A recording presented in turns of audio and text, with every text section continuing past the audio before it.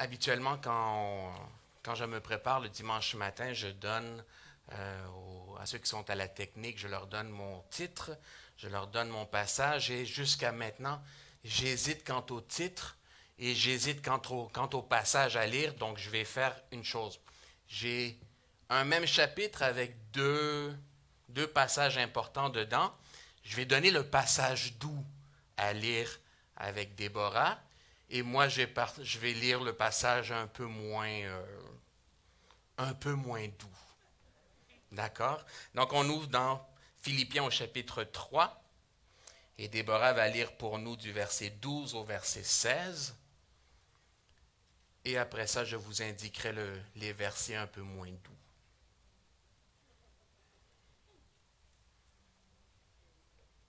Ce n'est pas que j'ai déjà remporté le prix ou que j'ai déjà atteint la perfection, mais je cours pour tâcher de le saisir, puisque moi aussi j'ai été saisi par Jésus-Christ.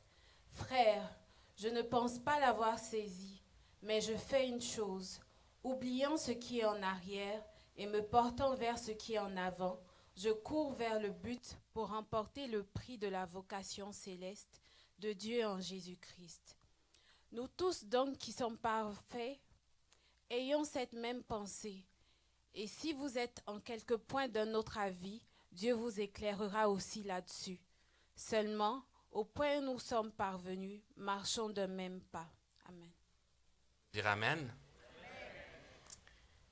Et le passage un peu moins doux, un peu plus rugueux, le verset 1 et le verset 2.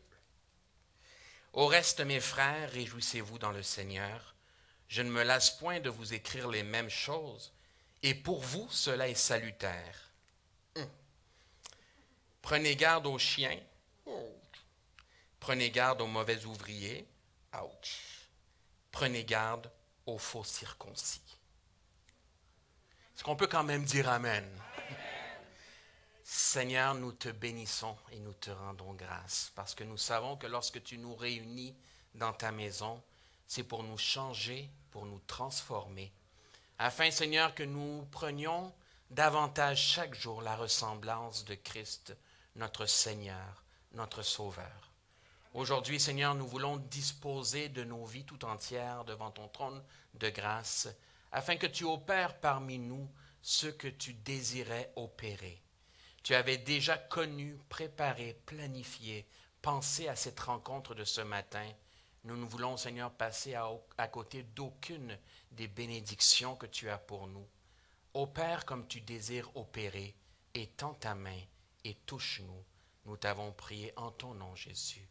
Amen. Alors tourne-toi vers ton voisin et tu lui dis, prends garde.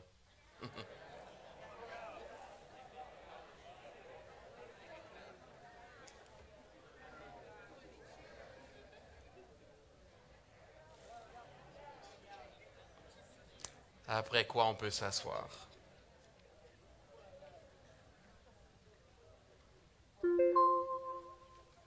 Je veux vous assurer d'une chose. Est-ce qu'on peut couper les moniteurs, s'il te plaît? Je veux vous assurer d'une chose. J'avais une autre prédication de préparer. Durant la semaine, j'étudiais.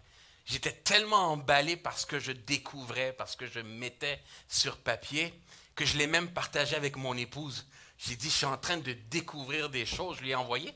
Et honnêtement, parfois, il y a des sujets que tu abordes et tu dis, ça va être le fun. Et là, tu arrives samedi soir. Et tu dis, je vais réviser mes notes. Et tu prends un temps silencieux dans la présence du Seigneur. Puis là, tout d'un coup, le Seigneur, il dit, c'est pas pour aujourd'hui. Et tu dis, Seigneur, c'est le fun pourtant. Il dit, ouais, mais c'est pas pour aujourd'hui. Et là, il t'amène dans Philippiens 3. Et le verset qui saute à tes yeux, prenez garde aux chiens. Il dit, non, non, Seigneur, c'était beau durant la semaine.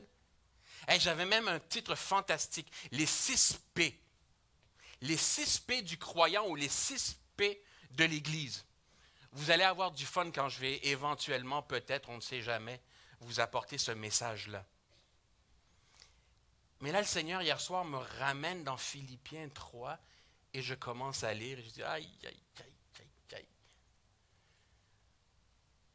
Et parfois, tu as envie de dire au Seigneur, regarde, il y a d'autres personnes qui prêchent dans l'Église aussi. Laisse ce message-là au frère Hannibal. Et la prochaine fois, le frère Hannibal passe devant, il dit, mes frères, j'ai Philippiens 3 pour vous.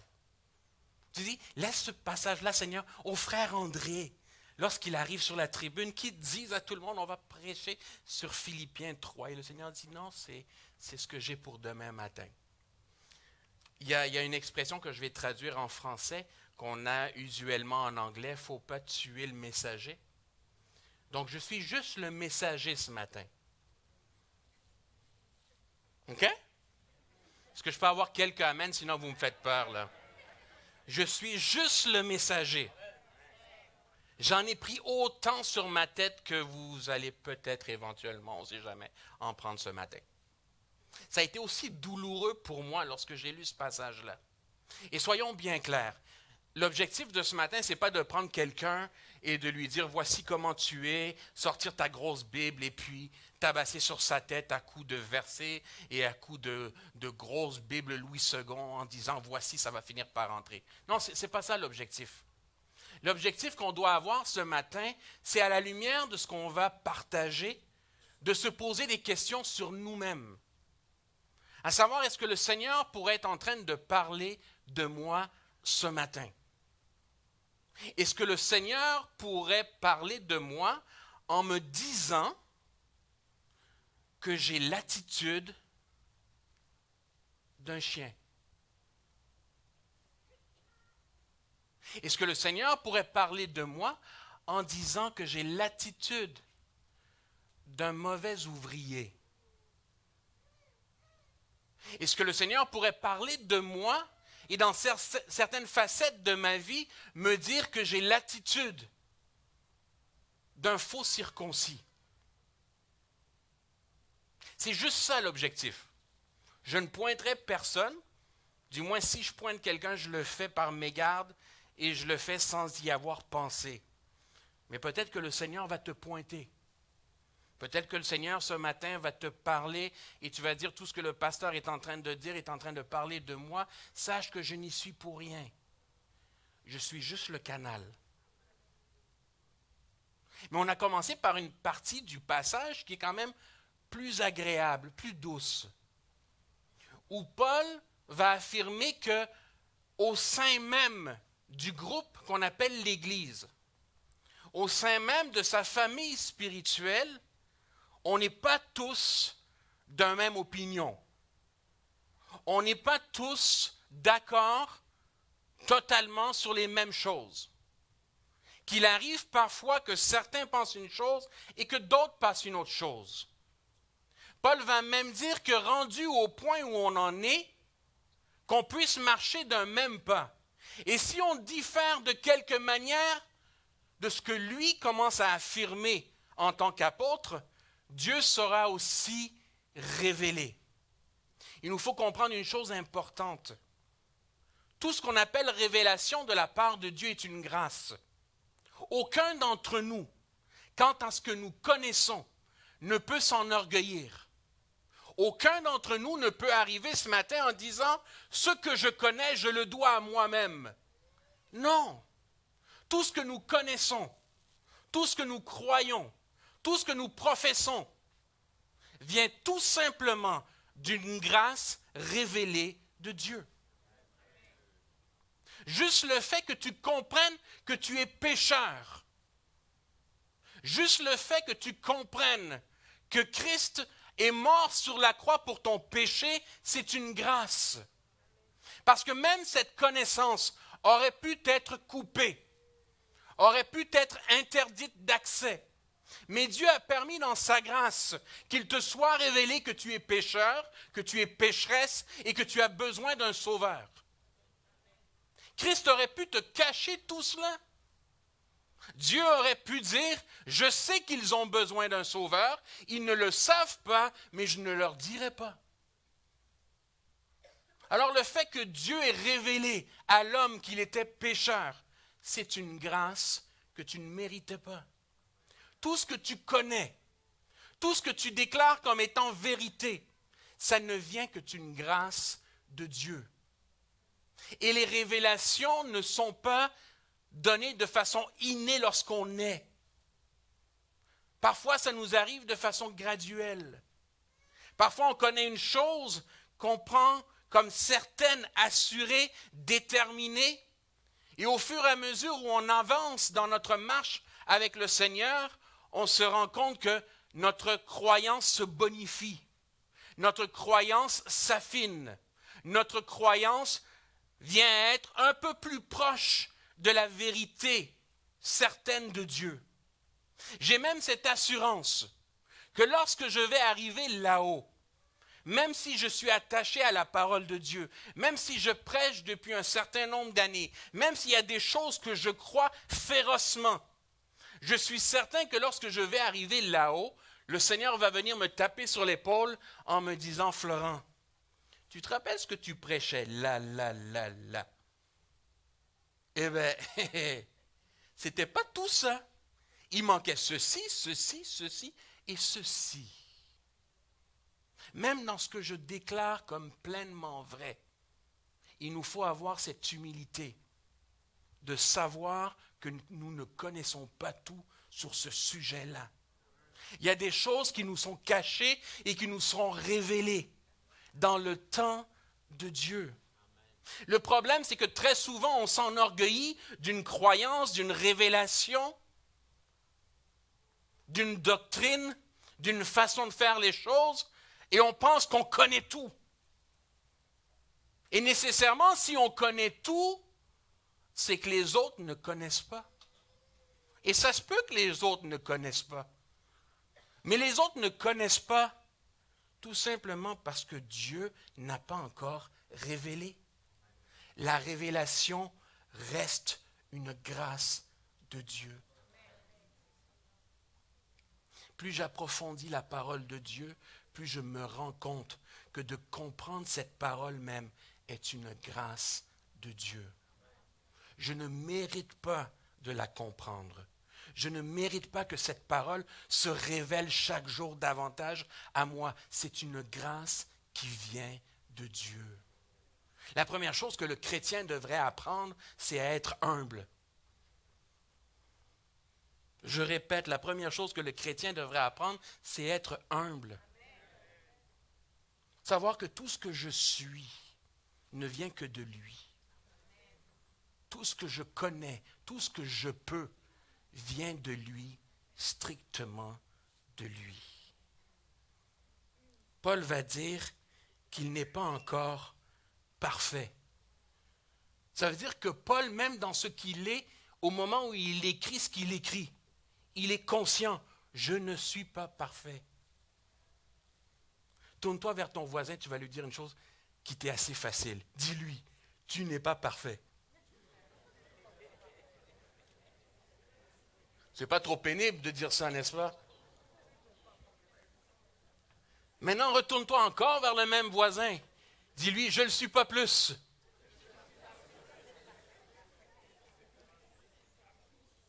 Aucun d'entre nous n'est parfait.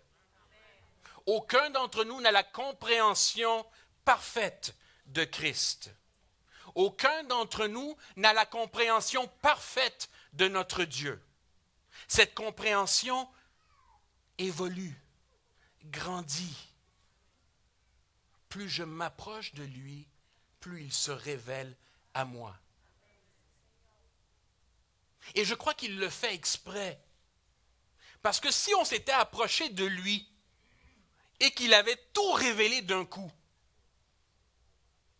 on serait parti, on aurait dit, je sais déjà tout. On se revoit dans l'éternité. Mais Dieu suscite cette faim, cette soif chez l'homme, chez la femme qui l'aime et qui vient à dire, j'en veux davantage. Je veux le connaître davantage. Je sais que je ne le connais pas assez. Je sais que ce que je connais de lui, c'est limité. Ce n'est pas encore tout ça. Et je sais qu'il y a encore tellement plus. Alors plus je m'approche de lui, plus je me rends compte que je ne sais pas grand-chose, et plus j'aime le découvrir. Dans ce chapitre de Philippiens, Paul va parler de deux groupes dans l'Église. Essentiellement d'un groupe, mais quand on définit un groupe, on définit par conséquent l'autre groupe aussi. Si on dit que dans une église, il y a des fans du Canadien, ça veut dire aussi qu'il y a des gens qui sont potentiellement pas fans du Canadien. Dès que tu commences à définir un groupe à l'intérieur d'un plus grand groupe, tu es en train de faire des séparations. Et Paul dit qu'il existe dans l'Église un groupe auquel lui n'adhère pas. Si on posait la question ce matin aux gens en demandant, mais quelle est votre définition de Paul? La plupart du temps, on voit Paul comme étant le gars qui est dur. Ce théologien qui est à cheval sur l'Écriture et qui dit voici les choses. Ce genre de théologien barbu, bien la barbe bien longue, et à la place d'une Bible, il y a une cravache et qui est capable de te frapper la plouf. Tu fais mal, tu sors un verset de Paul, schlac. Tu fais mal, tu sors un autre verset de Paul, schlac. Et bizarrement, lorsqu'on regarde ce chapitre-là, on se rend compte que ce n'est pas du tout Paul. En fait, Paul ne fait pas partie du groupe auquel on l'accole habituellement. On regarde Paul et on lui donne la définition de quelqu'un qui est légaliste. Et Paul ne l'est pas du tout. Malgré tout ce qu'on peut penser, Paul n'est pas du tout légaliste. En fait, Paul est le plus avant-gardiste de tous les apôtres. Pourquoi? Parce que tous les apôtres qui avaient marché avec Jésus, qui ont été essentiellement basés à Jérusalem, la plupart d'entre eux étaient ce qu'on appellerait des judaïsants, voulaient que la chrétienté, que le peuple de Dieu cadre dans le mouvement judaïque, dans la pensée hébraïque. Et Paul est arrivé en disant, regardez, Christ est venu, et il n'est pas simplement venu pour les Juifs, mais il est venu aussi pour les non-Juifs. Et ça, c'était une révolution dans la croyance de l'époque. Parce qu'avant la mort de Jésus, il n'y avait de salut que pour les Juifs.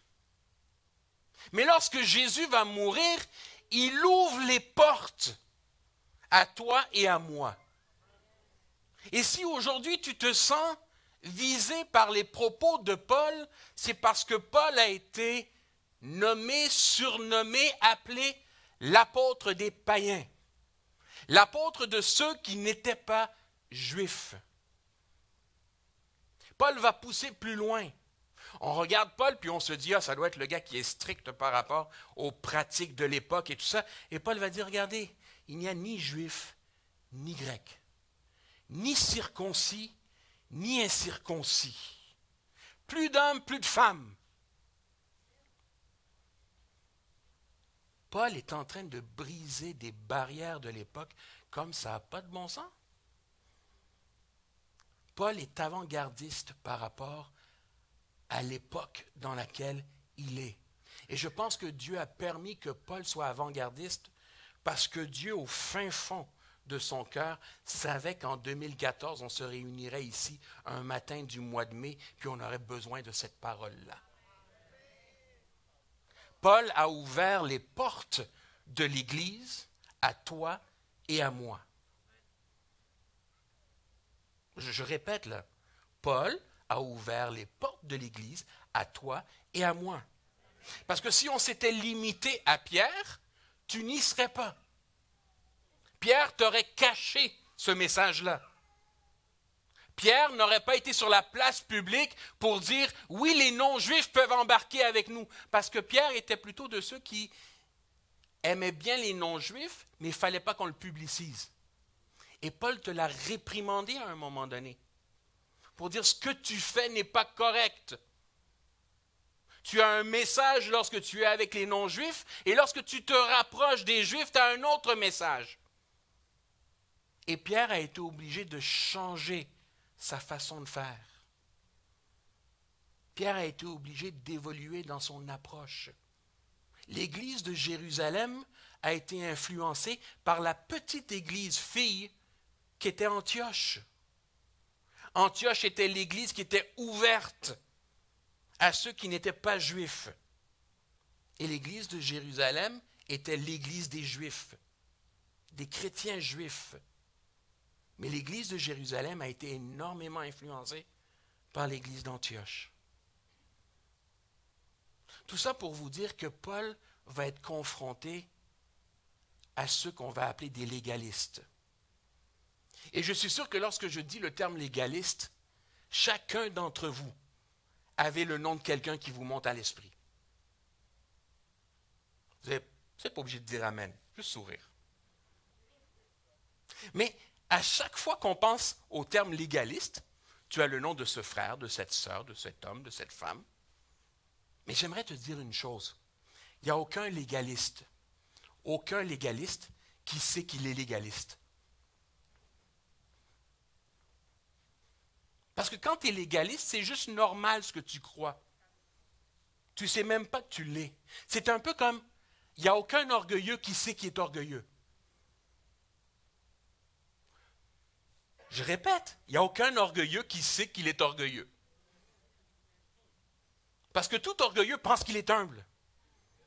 Il n'y a pas un orgueilleux qui se lève en disant « Moi, je suis orgueilleux ». Non, non. Toi, tu le regardes. L'humanité entière peut peut-être le regarder en se disant « Ce gars-là est orgueilleux, mais lui ne le sait pas ». Même chose pour le légaliste. Voilà pourquoi je vous ai dit ce matin, il est important qu'on puisse se poser la question à nous-mêmes. Est-ce qu'il se pourrait que dans ma façon d'être, dans ma façon de penser, dans ma façon de pratiquer ma foi, je sois ce que je ne crois pas être ou ce que je ne voudrais pas être? Alors Paul va commencer son chapitre en disant au reste, mes frères, réjouissez-vous dans le Seigneur, je ne me lasse point de vous écrire les mêmes choses, et pour vous cela est salutaire. Prenez garde aux chiens, prenez garde aux mauvais ouvriers, prenez garde aux faux circoncis. Prenez garde. C'est le terme grec blépo. Et blépo veut dire voir, veut dire discerner, veut dire sentir, veut dire percevoir. Il est important qu'on demande pour nous-mêmes. Je ne parle pas de ton voisin, je parle de toi. En fait, je ne parle même pas de toi, je parle de moi. Il est important que je puisse discerner. Seigneur, lorsque tu regardes chez moi, si je suis capable, Seigneur, de regarder ma vie avec tes yeux, permets-moi, Seigneur, d'avoir une vue juste de ce que je manifeste, de ce que je suis. Permets-moi, Seigneur, de voir réellement ce que toi tu sais de moi. Et peut-être, Seigneur, si je suis ce que Paul disait, duquel il fallait prendre garde, Seigneur, si je le suis, je te demande que tout ce qui pourrait obturer mes yeux, tout ce qui pourrait venir embrouiller mes yeux, que tu l'enlèves, Seigneur, afin que je vois réellement comment je suis. Et voici les caractéristiques que Paul va donner, que Dieu va donner par rapport aux légalistes. Il va d'abord les associer aux chiens. Et vous allez me dire, mais c'est dur comme parole. Et je suis d'accord avec vous, ce n'est pas évident comme parole. Le terme chien va arriver 5 fois dans le Nouveau Testament. Et à chacune de ces fois-là, on va donner des caractéristiques par rapport à ce qu'un chien fait, ou à ce qu'on doit traiter, ou comment est traité un chien dans le monde spirituel. Certains vont dire que les chiens selon la pensée juive. C'était tout ce qui n'était pas juif. Moi, je crois qu'on peut avoir les caractéristiques des chiens même en étant chrétien. Et c'est ça qui est triste. Je peux être sauvé, racheté, m'en aller direct au ciel lorsque je meurs, mais que dans ma vie, je manifeste les mêmes caractéristiques que la race canine. Ça fait moins mal, ça, hein, la race canine. C'est moins douloureux. C'est moins difficile à dire en plus. Le premier verset où on nous parle des chiens se trouve dans Matthieu 7, le verset 6. On nous dit, « Ne donnez pas les choses saintes aux chiens, ne jetez pas vos perles aux pourceaux, de peur qu'ils ne les foulent aux pieds et ne s'en retournent et ne vous déchirent. » On nous dit des chiens et des pourceaux qu'ils vont fouler aux pieds les choses saintes ou les perles qui vont leur être données. Quand je suis légaliste, il y a des choses que je ne suis pas capable de reconnaître. Il y a des richesses et des beautés que je ne suis pas capable de reconnaître. Quand je suis légaliste, une des choses que je ne suis pas capable de reconnaître, c'est la grâce de Dieu dans la vie de quelqu'un d'autre. Pourquoi? Parce que ce qui attire mon regard, ce n'est pas la grâce de Dieu dans la vie de cette personne-là, mais toutes les règles qu'elle enfreint. Mes yeux, au lieu de regarder le miracle du salut qui est en processus dans la vie de la personne, le miracle de transformation qui se passe dans la vie du frère ou de la sœur, je regarde d'autres choses.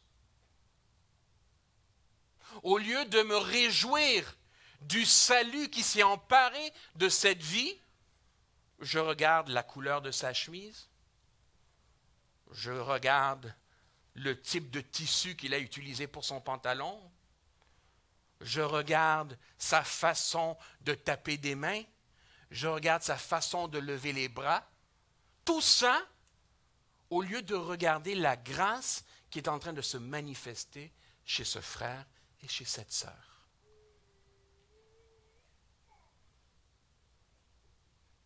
Et on nous dit que ces personnes-là vont fouler ces perles, vont fouler ces choses saintes et vont se retourner et vont venir nous déchirer. Une des caractéristiques importantes qu'on retrouve régulièrement chez celui qui est légaliste et sur lequel tu dois t'interroger toi-même, c'est que très souvent le légaliste manque affreusement de douceur. Dans ses paroles, il va te déchirer. Ou par tes paroles, tu vas déchirer. Je répète la dernière formulation. Par tes paroles, tu vas déchirer. Pose-toi des questions. Quand tu parles à droite ou à gauche, quand tu parles à ton épouse, quand tu parles à tes enfants, quand tu parles à ton frère, quand tu parles à ta sœur, qu'est-ce qu'on se rappelle de toi? Est-ce qu'on se rappelle que les paroles qui ont été prononcées étaient douces? Ou on se rappelle que les paroles que tu as prononcées étaient acides comme un citron coupé avec du vinaigre? Qu'est-ce qu'on dit de toi? Que tes paroles étaient douces ou que tes paroles étaient acides? Et là, on va me dire, et on va se justifier, en disant, mais la Bible nous dit que dans les derniers temps, les hommes ayant envie d'entendre ce qui plaît à l'oreille vont se donner tout un tas de prophètes qui vont prononcer des paroles douces. OK. Mais la Bible me dit aussi que parmi le fruit de l'esprit, on parle de douceur. Je suis capable de dire un message concernant le péché. Je suis capable de dire que péché est péché, mais le dire avec douceur. Très souvent, le légaliste est incapable de le dire avec douceur. Je te demande, quel est le fruit de tes paroles? Quel est le résultat de tes paroles? Est-ce que le résultat de tes paroles, c'est une transformation ou une cicatrice? Quand Dieu parle, quand Christ parle, c'est pour apporter des changements. C'est pour apporter des transformations, pas pour te tuer, pas pour t'assassiner avec une parole. Je me rappelle d'un prof qu'on avait, et je vous ai déjà parlé d'elle, mon prof préféré de toute mon expérience d'écolier, d'étudiant et autres, Madame Marc. Madame Marc était le genre de prof qui pouvait te donner un 0, mais tu sortais de son cours avec un sourire. Parce qu'elle t'expliquait pourquoi elle t'avait mis 0 et comment elle n'avait pas d'autre choix que de te donner 0. Mais elle te laissait aussi croire qu'au prochain examen, tu allais avoir 20 sur 20. Donc rattraper d'un coup ton 0. Christ est la même chose. Christ vient te dire réellement tu es pécheur. Tu es condamné à mort à cause de ton péché, à cause de ton état pécheur. Tu es condamné à mort. Mais Dieu t'annonce aussi que j'ai prévu, j'ai pensé, j'ai planifié, j'ai mis en place un plan pour te sauver, qui s'appelle Jésus-Christ.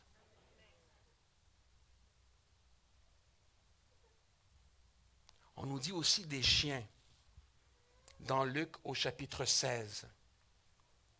Et on nous parle ici du pauvre Lazare qui est couché à la porte, qui est couvert d'ulcères, que les chiens venaient encore lécher ses ulcères. Quand je suis légaliste, ce qui m'intéresse, c'est la plaie chez mon frère. Quand je suis légaliste, ce qui m'intéresse, c'est le problème chez l'autre. Quand je suis légaliste, ce qui m'intéresse, c'est d'aller gruger, gratter, là où ce n'est pas encore réparé chez l'autre. Ça me plaît. Et j'ai l'impression qu'en grugeant, en grattant comme ça, je vais guérir la plaie. Et je ne fais rien de ça. Je ne fais rien de tout ça. Mais le pire dans cette attitude-là, c'est que très souvent, lorsque je suis légaliste, j'oublie d'où j'ai été moi-même sorti. Lorsque je suis légaliste, j'oublie l'endroit où j'étais. J'oublie la couleur qu'avaient mes vêtements, qui n'étaient pas blancs, mais qui étaient tachés. J'oublie le parfum nauséabond que je dégageais. Mais ce qui m'intéresse, c'est que maintenant que je sens bon, maintenant que mes vêtements sont propres, c'est que le frère, la sœur, qui a une tache sur le vêtement, je vais lui dire. Il y a quelques semaines, je salue quelqu'un et je lui dis, t'as une tache sur l'épaule. Il dit, je pensais qu'on n'allait pas la remarquer. Et je me suis senti mal. Comme, le frère est venu, il savait qu'il y avait une tache. Elle se dit, mais je pensais peut-être que c'était une sœur qui t'avait fait une accolade, un frère qui t'avait fait une accolade. Non, il dit, c'est ma fille qui m'a fait ça ce matin. C'est comme, mais j'avais plus le temps de rester à la maison, il fallait partir pour l'église. Puis je pensais que personne n'allait le remarquer. Et je me suis senti tellement mal parce que la première personne qui salue lui fait remarquer, t'as une tache sur l'épaule. Mais souvent, on est comme ça dans notre vie avec nos frères et nos sœurs, et on va plus loin que la tache sur l'épaule que bébé a fait parce que bon, le biberon a coulé ou quoi que ce soit. On se plaît aux ulcères des autres. Je ne m'attends pas à beaucoup d'amen ce matin. C'est correct. J'en disais pas beaucoup hier soir, moi non plus. Dans 2 Pierre 2:2, on dirait que ça va de mal en pis. On dit que les chiens retournent à leur vomi.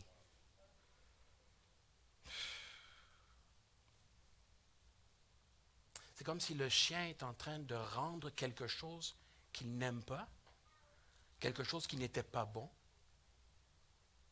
et il décide, après un certain temps, d'y revenir. Je vous explique clairement ce que Paul et ce que Pierre voulaient dire par rapport à ça. Paul, dans tout l'épître de Galates et dans Philippiens, va parler de la grâce et de la liberté qui y est associée. Et lorsqu'on parle du chien qui retourne à son vomi, on n'est pas en train de parler du chien qui retourne nécessairement à son péché. Parce qu'en tant que chrétien, tu ne retournes pas nécessairement à ton péché, mais parfois tu retournes à tes pratiques d'autrefois. Tu es arrivé ici religieux, et par la grâce de Dieu, tu as dit, je ne suis plus une religion, je suis Christ. Je ne suis plus en train de suivre un programme religieux, je suis en train de suivre le Christ. Tu étais libre, et tout d'un coup, ta liberté s'est institutionnalisée.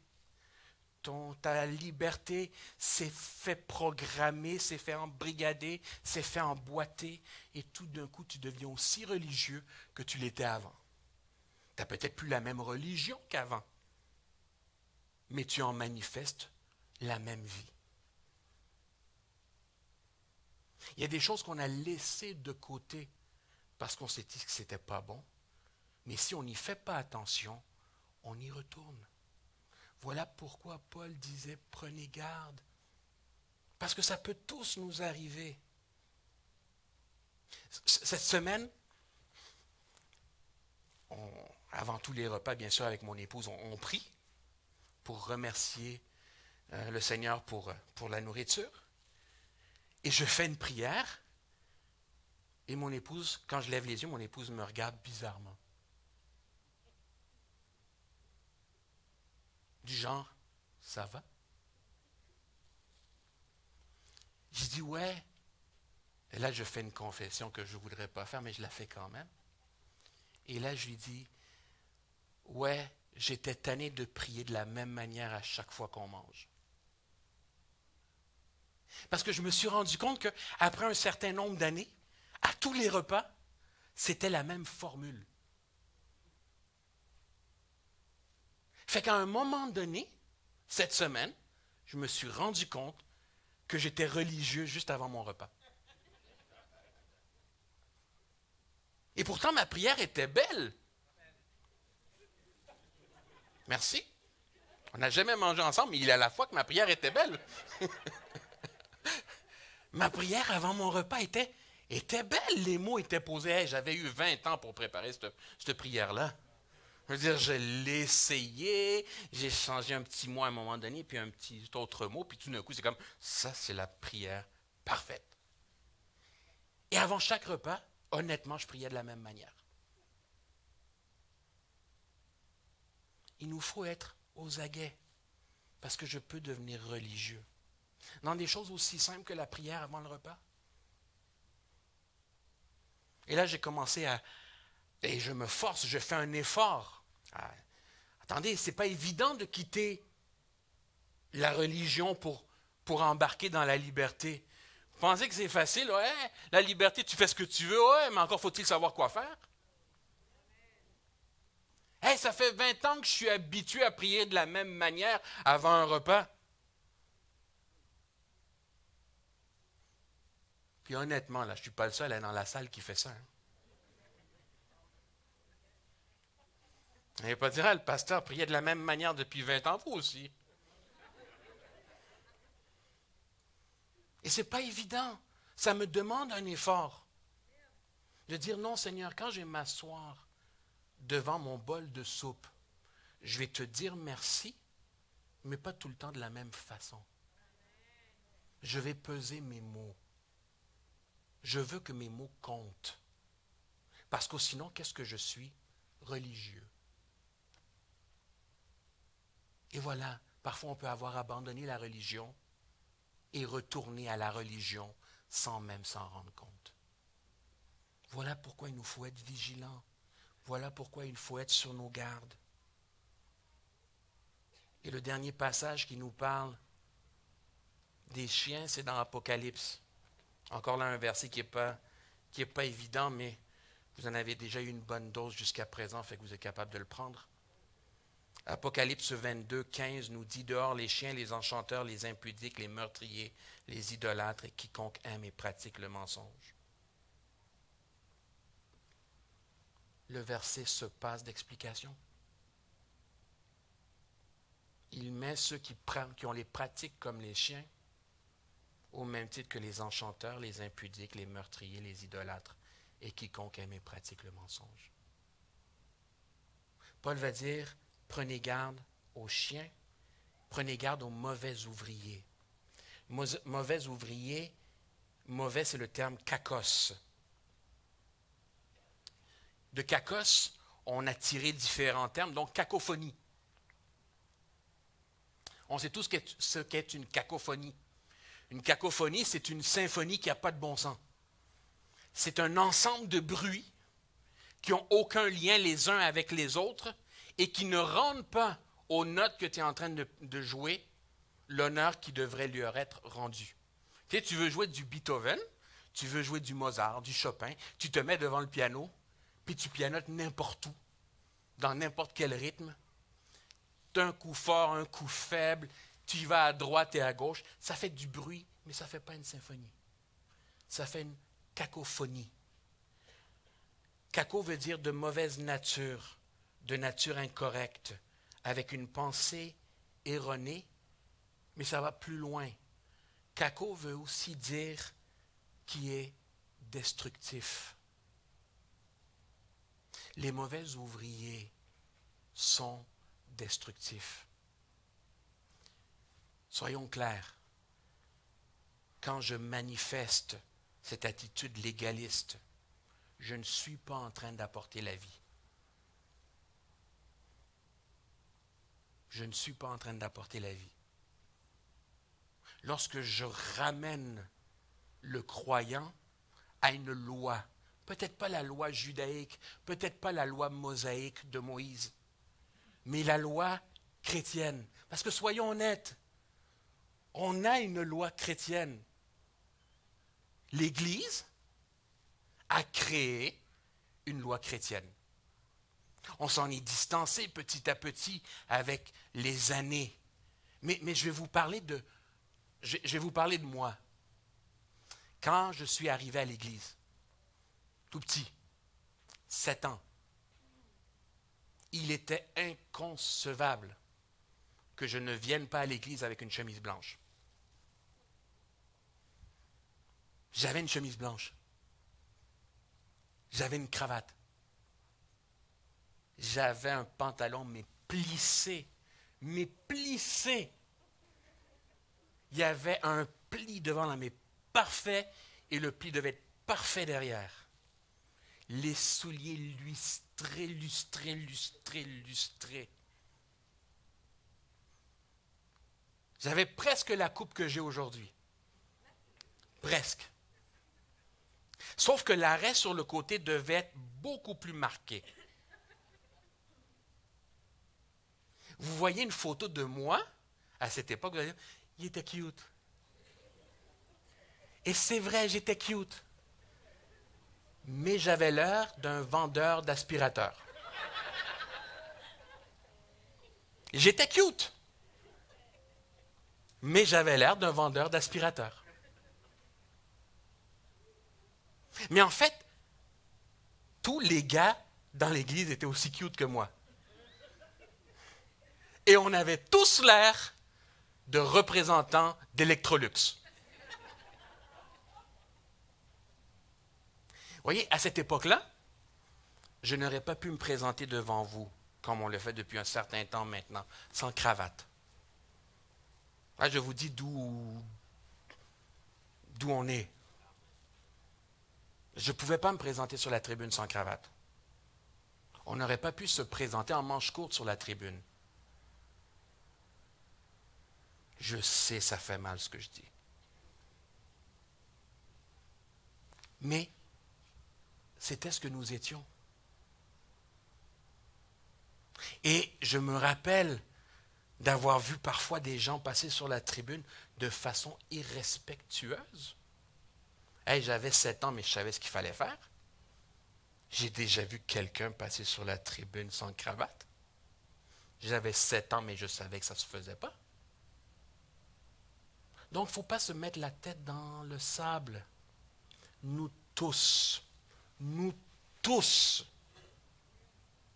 aussi libéral que tu crois l'être, et aussi saint que tu espères l'être, nous tous avons tous à faire attention. Parce que nous tous, on propage aussi la loi de l'Église. Et ce n'est pas juste la loi de Moïse qui n'est plus adaptée, qui n'est plus pour aujourd'hui, parce que Christ nous a libérés, mais c'est aussi toute loi que tu voudrais imposer. La loi qui se tient aujourd'hui. L'évangile que Paul va annoncer. La chose qui nous unit aujourd'hui, ce n'est pas ta couleur de chaussettes. Ce n'est pas la coupe de cheveux que tu as. Ce n'est pas la couleur de ta chemise ou la façon dont tu repasses ton pantalon. Ce qui garantit qu'on est frères, c'est un sang qui a coulé à Golgotha il y a 2000 ans. Point à la ligne. Aucun d'entre nous ne va l'avouer, mais il est arrivé parfois qu'étant légaliste, on a eu à dire sur certaines personnes, dans des conversations très intimes, simplement avec des très très proches, on s'est aventuré à dire celui-ci est sauvé, celui-ci n'est pas sauvé. Que tous ceux qui l'ont fait ne lèvent pas la main.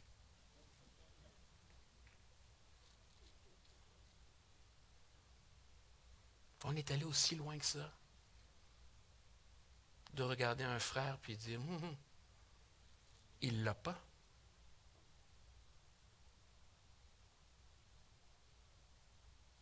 De regarder une sœur en disant elle a encore besoin d'être sauvée, elle. Comme si l'œuvre de la croix n'avait pas été suffisante. Et ce faisant, voici ce que nous sommes devenus. Juges des serviteurs d'autrui. Juge d'un serviteur qui ne m'appartient pas. Juge des serviteurs d'un autre maître. Et c'est dangereux. Mais honnêtement, si on veut vraiment être humble et honnête, il nous faut nous l'avouer. On a tous fait ça. On a tous été comme ça. Ça serait facile de venir puis commencer à prêcher sur le péché puis dire voici, tapons sur la tête du péché, tapons sur la tête du pécheur. Ce matin, ce que je fais, c'est que je me tape sur ma tête en me disant mais Seigneur, combien de fois j'ai manqué d'amour, combien de fois j'ai manqué de grâce, combien de fois j'ai manqué d'humilité, combien de fois j'ai manqué de sensibilité. Combien de fois je me suis fourvoyé à croire que j'étais moi saint et que l'autre était malsain. Combien de fois? Combien de fois mes paroles, mes actions, mes gestes ont plus été du jugement que de la grâce? Combien de fois je me suis placé dans une position où j'ai jugé l'un, j'ai jugé l'autre. Et j'ai oublié ta grâce, Seigneur. Tout ça au nom d'une sainteté, d'une sanctification qui est strictement de la chair. Parce que Paul va dire qu'on doit prendre garde aux faux circoncis. Les faux circoncis, c'est des gens qui croient être circoncis ou qui montrent qu'ils sont circoncis, mais qui en fait ne le sont pas. Le terme faux circoncis est tellement plus clair en grec. En grec, c'est le terme katatomé. Et katatomé, ce n'est pas circoncire. Circoncire, ce qu'on fait au bébé quand il est tout petit, clac-clac, là. Ce terme-là, c'est péritomée. Couper ce qui est autour. On comprend. Katatomé, c'est autre chose. Katatomé, on utilise ça en français dans mutilation, mutiler ou être mutilé. Katatomé qui est utilisé ici, on parle de mutilation. On ne parle pas de circoncision. Le légaliste, quand je suis légaliste, je mutile. Très souvent, je mutile mon frère de qui il est, de qui elle est. Très souvent, je mutile ma sœur de la personnalité profonde que Dieu lui a donnée. Saisis bien, là. C'est Dieu qui, de toute éternité, a décidé que Florent serait Florent.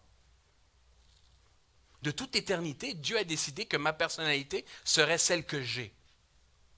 Que foncièrement, ma fibre, mon ADN, ma façon d'être serait Florent. J'aurais voulu être quelqu'un d'autre probablement. Il y en a qui auraient voulu être des artistes, moi j'aurais peut-être voulu être quelqu'un d'autre. Et à un moment donné, j'ai essayé d'être d'autres personnes. À un moment donné, j'ai essayé d'être similaire à celui qui m'a précédé. Mon père spirituel, mon formateur. J'ai essayé d'être comme lui. Bon, j'étais moins grand, je ne jouais pas l'accordéon, je ne jouais pas le piano, je ne chantais pas aussi bien, j'étais moins chaleureux que lui. Il aimait les embrassades, moi c'est comme, ça m'agaçait. Mais j'essayais d'être comme lui. Je n'ai pas coupé ce qui était inutile. Je n'ai pas coupé l'excédent. J'ai coupé en faisant ça qui j'étais réellement. Pendant les premières années de mon ministère, quand je travaillais aux côtés du pasteur Fontalvo, j'ai eu une phrase aux gens lorsqu'on m'a nommé pasteur. Et j'ai dit, regardez, je ne vous demande pas de courir avec moi tout de suite. Je vous demande simplement de me laisser courir un peu et regarder ma course. Et si vous aimez ma course, embarquez. Suivez le mouvement. Mais au plus intime, à quelques personnes simplement, je m'avançais plus loin en disant, mais je ne leur donnerai pas l'occasion de ne pas aimer ma course. Ils vont aimer ma course. Parce que ma course va être exactement ce qu'ils ont envie de voir. Et ce faisant, il y avait le pasteur Fontalvo et il y avait Junior. Ou celui qui essayait d'être Junior. Jusqu'à ce que quelqu'un vienne me voir avec la franchise et tout l'amour d'un frère. Il ne me l'a pas dit brutalement, là. Il n'est pas venu pour m'assassiner. Il est venu juste doucement me dire les paroles dont j'avais besoin en me disant, Florent, si Dieu avait voulu un deuxième pasteur Fontalvo, il aurait fait un jumeau. Ça, j'ai compris ça 3 ans après avoir été nommé pasteur. Et à la fin de cette année-là, le 31 décembre au soir, au début des années 2000,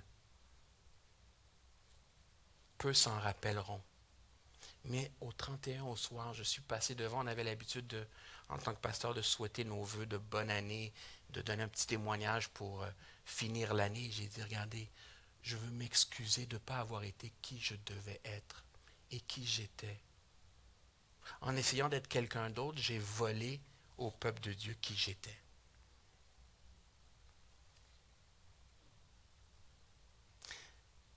La loi, quelle qu'elle soit, celle de Moïse ou celle, entre guillemets, de l'Église, va faire en sorte que tu vas être mutilé. Mutilé de toi. Tu sais que dans le fin fond de l'éternité, qui n'existe pas, mais dans le fin fond de l'éternité, Dieu te connaissait. Dieu avait pensé qui tu serais. Il avait prévu qui tu serais. Il avait prévu que tu arriverais à cette époque-ci, dans l'année, le mois, le jour précis où tu es arrivé. Il savait que tu vivrais la vie que tu allais vivre. Et dans cette vie, il avait déposé quelque chose que personne d'autre n'a. Parce qu'il savait que ceux autour de toi avaient besoin de ce qu'il y a en toi. Mais lorsqu'on te mutile, et lorsque tu te mutiles toi-même, parce qu'on peut repasser nous-mêmes nos pantalons, hein. On peut nous-mêmes faire l'arrêt sur le côté, puis acheter beaucoup de gel pour que ça soit parfait, là. On peut se mutiler soi-même. On peut être légaliste envers nous-mêmes. Mais ce faisant, tu mutiles ton frère ou tu te mutiles toi-même et tu prives ton frère et tu prives ta sœur et tu prives l'Église de qui tu es supposé être.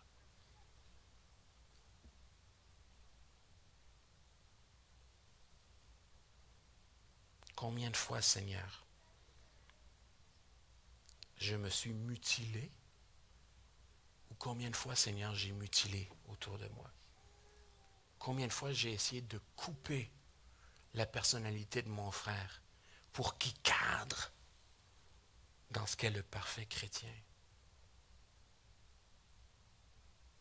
Vous savez qu'à l'âge de 12 ans, on s'est converti, on est venu à l'église quand j'avais 7 ou 8 ans. Mon papa a été guéri à 8 ans de façon miraculeuse. Et le soir de sa guérison, on revient à l'église. C'est vers la fin de l'année et le pasteur dit à mon père, bon, mais tu vas te donner un témoignage par rapport à ce qui s'est passé ce matin. Mon père avait la sclérose en plaques. Le matin, on le traînait pour arriver à l'église. L'après-midi, il marchait tout seul. Le soir, il revenait en marchant tout seul. Puis depuis ce temps-là, il marche tout seul. Donc le pasteur lui dit, il faut que tu donnes un témoignage. Et lui, il dit, regardez mes frères, mes sœurs, je ne sais pas quoi d'autre vous dire que comme Josué, moi et ma famille, nous servirons l'Éternel. Et lorsqu'il a dit ça, j'étais content. Parce que moi, je voulais être pasteur. Je trouvais ça génial. Je suis d'accord. Et j'ai été d'accord pendant 4 ans. Jusqu'à l'âge de 12 ans. Et à l'âge de 12 ans, j'ai dit, non. Seigneur, tu oublies ces choses-là pour moi. Oublie cette histoire de te servir et tout ça.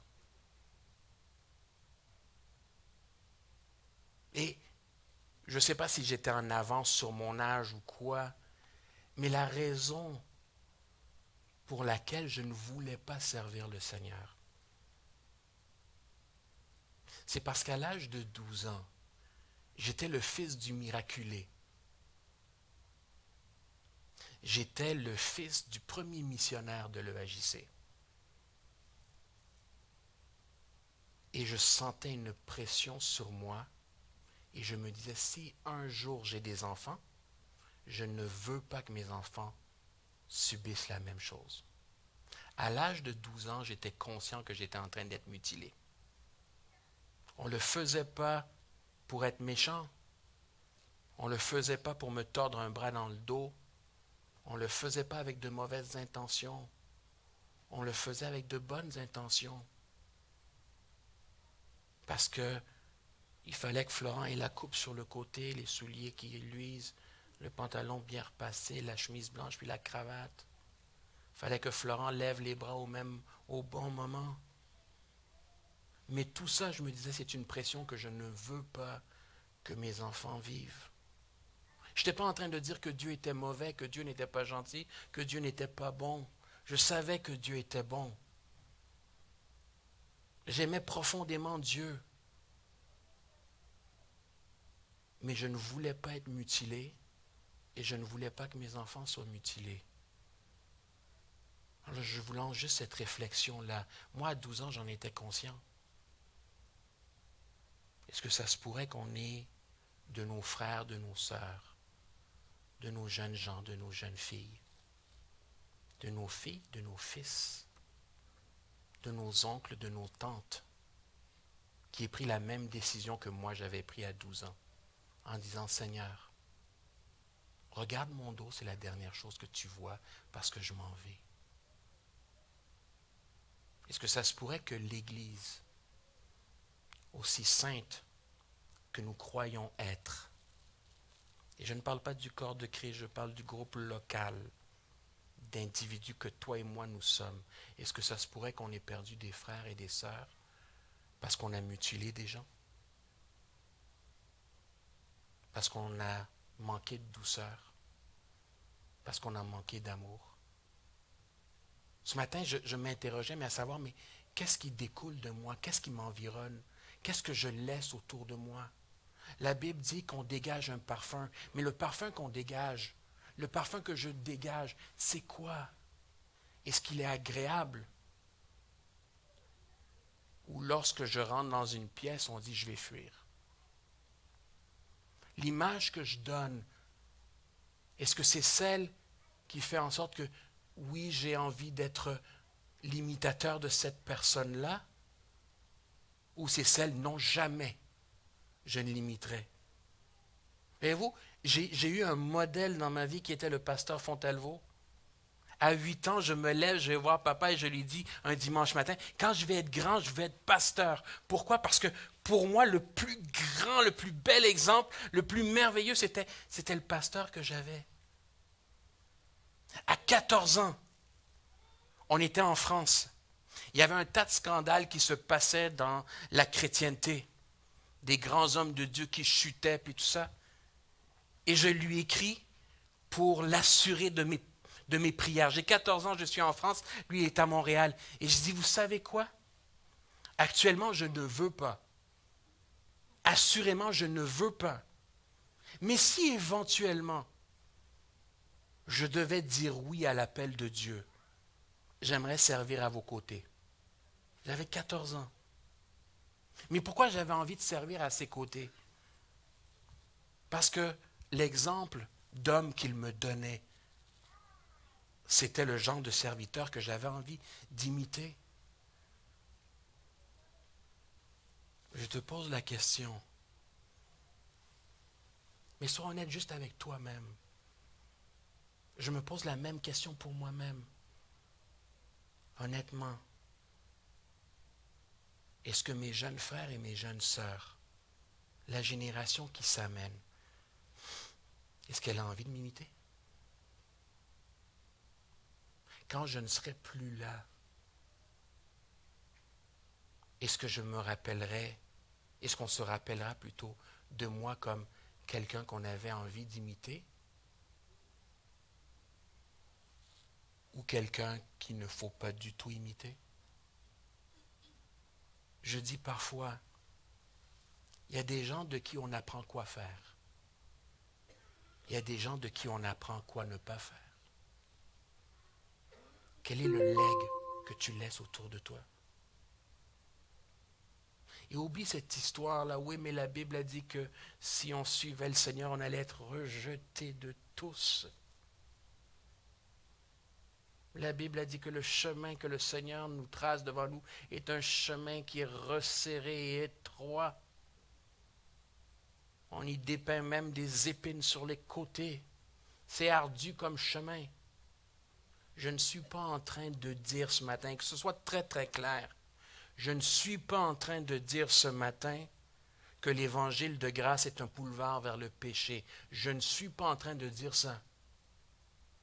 Et vous savez trop bien les prédications qui sont faites sur cette tribune, l'enseignement qui vous est prodigué depuis des années. Vous savez trop bien qu'on n'est pas en train de faire l'exaltation du péché. On a régulièrement eu l'occasion de dire péché, c'est péché, et on ne joue pas avec le péché, et on ne traîne pas dans le péché. Toutefois, il y a aussi l'autre côté de la pièce, où à un moment donné, on appelle péché ce qui n'est pas péché. où à un moment donné, on se bâtit des lois par lesquelles on qualifie les uns et on disqualifie les autres. Et ce faisant, je fais mal.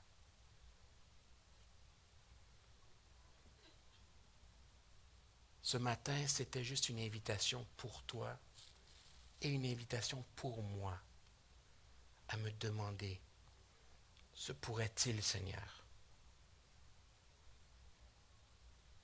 que je ne regarde pas la grâce que tu es en train d'accomplir dans la vie de mon frère, mais que je regarde les accros sur sa robe et que la seule chose qui capte mon regard, c'est les petites taches qu'il y a sur sa robe. Se pourrait-il que les paroles qui sortent de ma bouche, au lieu d'être empreintes de douceur, d'amour, de grâce, ne soient que des paroles de jugement? Se pourrait-il qu'après avoir abandonné avec véhémence, avec grand cri, la religion d'autrefois, aujourd'hui je m'en sois bâti une autre, et que ça fait 20 ans que je prie pour le repas de la même manière.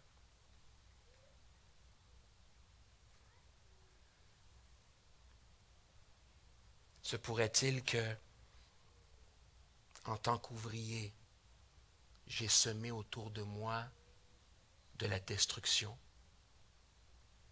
en essayant de rendre tout le monde saint, sanctifié, justifié, blanchi à la chaux, j'en ai tué quelques-uns? Se pourrait-il qu'au lieu de circoncire, j'ai mutilé?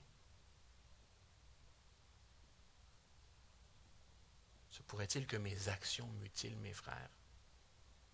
Se pourrait-il que mes paroles mutilent mes frères?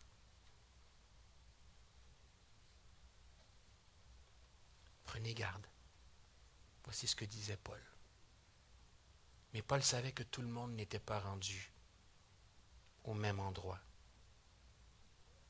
Que tout le monde ne saisirait pas ce qu'il était en train de dire d'une même façon. Et j'ai cette même conviction ce matin.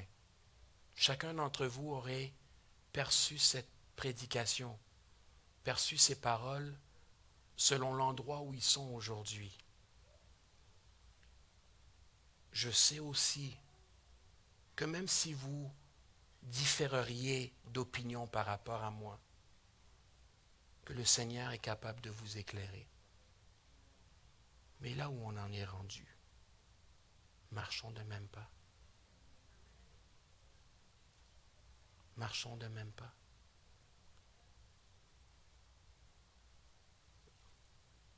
Que le Seigneur t'éclaire, ma sœur. Que le Seigneur t'éclaire, mon frère.